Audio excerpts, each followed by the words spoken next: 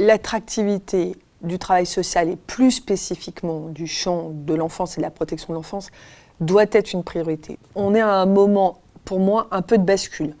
On a de moins en moins de professionnels, donc on porte atteinte à la qualité de la prise en charge. On réduit les temps d'échange entre professionnels, les temps de réunion, de ritex, etc. Et donc, on a de moins en moins de professionnels et la qualité de prise en charge diminue et on a de moins en moins de réunions. Donc, on est pour moi dans un cercle vicieux. Il est vraiment urgent de mettre fin à ce cercle vicieux. Ça passe par plusieurs choses. L'attractivité dite des métiers, c'est une attractivité salariale. Il y a eu les avancées du Ségur, il y a des discussions en cours par branche, il faut les conduire. Ces métiers doivent être payés correctement en fonction évidemment du temps, de la pénibilité du travail.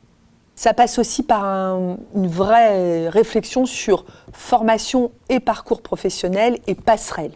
C'est pas facile aujourd'hui d'être 40 ans éducateur dans une structure d'accueil. Donc il faut qu'on puisse, territoire par territoire, tous les acteurs, pas simplement les acteurs de la protection de l'enfance, proposer des parcours qui permettent des respirations.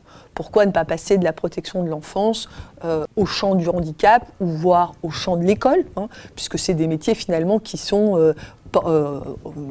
accompagnent les enfants, qui peuvent avoir des difficultés différentes ou des forces différentes. Les métiers de l'animation, etc. On doit être capable par territoire de renforcer les parcours professionnels avec d'ailleurs une progression, si les gens le souhaitent, de responsabilité.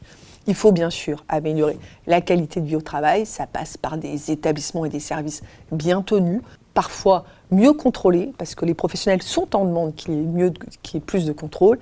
Ça passe par des accompagnements d'équipe quand il y a des difficultés et quand il y a des drames. Parfois, moi, je suis toujours un peu surprise quand il y a des drames très forts dans des structures, qu'il n'y ait pas plus d'accompagnement d'équipe.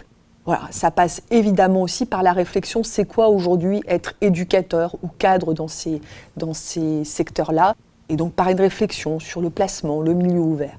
Beaucoup d'axes pour travailler l'attractivité de chacun, mais aussi le sens de ce métier. C'est ma priorité.